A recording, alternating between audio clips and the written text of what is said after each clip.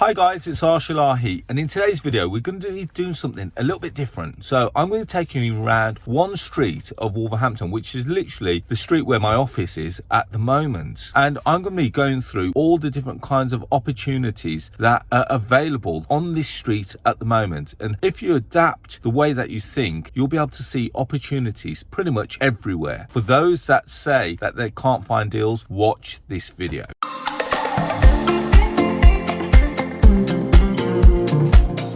So we're going to start off in the back street of Wolverhampton, and the reason why I'm showing you here is because I'm going to take you onto a main road. Now this is a brewery, so we've got Banks's Brewery, you can see, quite famous all around the world, and I'm going to take you actually onto a main road in a second, and I want you to have a look at how many buildings are boarded up, how many buildings actually are in need of modernisation. More importantly, what could you do with these? So straight away we're walking right in front of a building.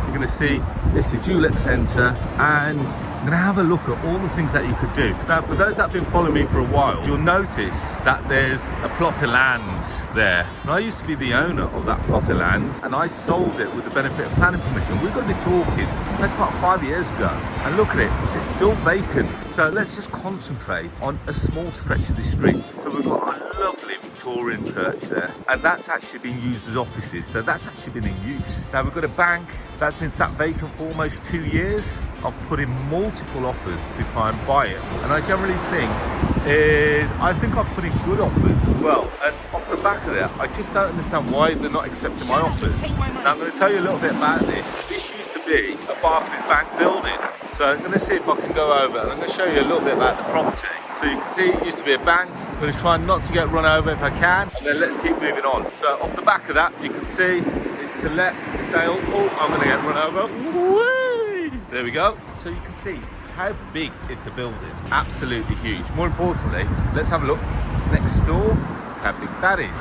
So this one is 2-storey, that one looks like 3.5-storey. Next door looks much larger. So question, I've asked if I can lease the building, I've asked if I can buy the building, and every time, I hope the agents are watching, but they just don't come back to me. Also, part of this building, they've actually got a big part, another building to the rear, and this is part of it. So again, they keep saying, oh, we've got offers, we've got offers. If you've got an offer on me, take my offer. You know, let's get the deal done. I offered on this nearly 18 months ago, and still yet it's still sat empty. Think of the amount of rent that it's lost. Think about the income that it's lost. I'm going to keep going through. I'm going to show you another building in a second that, again, let's say I might need to get run over again in a second. Let's have a look. Oh, I can cross.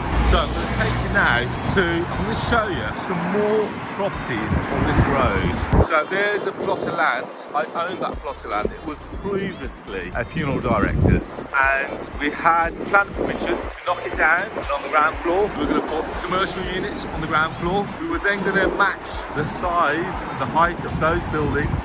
We were going to have 8 apartments above, 8 one-bedroom apartments. This was all granted by planning permission, by the way, so you can check it out on the planning portal. And then as well as that, we also had planning permission for 6 2-bedroom houses, which were literally going to go across the back. And as a result of that, my business partner didn't actually want to build it. As a result, we threw it into an auction and we sold it. And we made a very good profit off the back of that. But looking back at it now, should we have built it? I absolutely think we should have. It would have been a great project. It would have been quite a landmark project for this road, because it was not a listed building, we're in a conservation area. So to get a building knocked down in conservation area is quite rare. So we managed to get that, and as a result, it's now just sat derelict. Never know, I might try and put in another offer to try and buy it back off the developer that bought it off me. Whether they sell to me or not is a different question. Now again, we're in the gateway of this road. Gateway into the town centre of Wolverhampton. So just so happens it's the day that I'm filming. Every man and his dog seems to want to know me.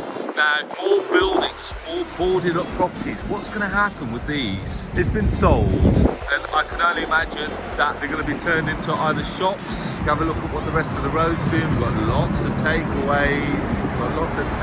So they're either going to be converted naturally into takeaways, or perhaps shops again with offices above, or if they're going to use some of the development opportunities, they're going to perhaps turn those into residential use. Personally, for longevity, for sustainability, I'd be looking at residential up there. Again, let's walk down the road. Dilapidated. By the way, best kebab shop in the world. Sorry, not that I eat there often. And again, you can see offices boarded up, shops boarded up. They've been boarded up, they've been empty such a long time, yet no one sees the vision. Again, it's to let. If these were up for sale, it would have been a different opportunity. Now here's one for sale, another one that I've put an offer in on. Why are they not accepting my offer? God knows. I genuinely don't know why they don't accept our offers on some of these properties. Not like we're making bad offers on them. So again, this looks like it used to be a pub, not a pub, sorry, a retail shop, and it's been sat empty for, as far as I can remember, 5 years. So again, having a quick look at the great kebab shop over the road, owned by a good friend of mine. But the rest of the area is trying to be uplifted, but it's held up by some of the dilapidation of some of the buildings in the area. And if agents aren't accepting offers or they're holding out for better bids, what's it actually doing to the area? Now, if you think that we've got massive 3-story buildings there, there's so much opportunity, especially in the piece of land and the Dulux building, plus the bank. And if you can imagine that if all these were regenerated and brought back into use, what could they become? So my question to you guys watching this video, what would you do here? Would you like to tackle something like this? Would you like to buy some land like this? More importantly, have you got opportunities like this in your area? Start opening your eyes to them. Start putting your offers out on them, and you'll be surprised at what actually comes through. More importantly, the more offers that you make, it's a numbers game. One of them will get accepted, others may not. More importantly, they've been sat on the market for 12 to 18 months. I've had offers that have been sat there for 2, maybe even 3 years. They eventually come back to me and say, we've had offers, they weren't accepted originally, but they then get accepted as a result of motivated sellers. Now this property here, I'm hoping that comes back to me. My offers, I think, are better offers than most, and I'd like to think that I can do something with that building. And if I can, my intention is to match heights, turn it into resi, and really turn it into something special in this area. So there we have it, guys. I actually feel like a newsreader, like a weather reporter today. It's blustery out here. Wolverhampton, very cold. So moving on, go and have a little wander around your area. Have a little walk down the streets. See what properties are for sale. They don't have to be commercial properties, they can be residential properties.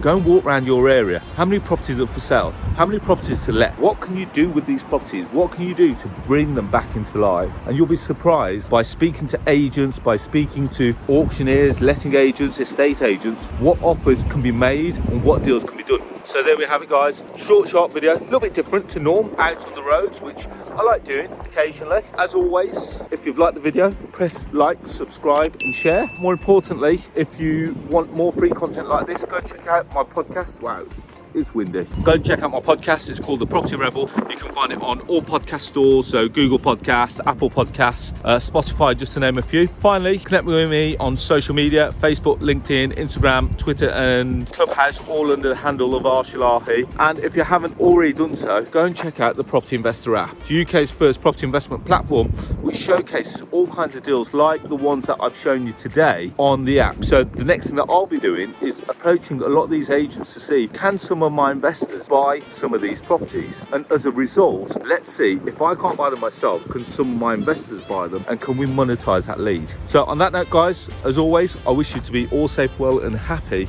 and I'll speak to you all very soon.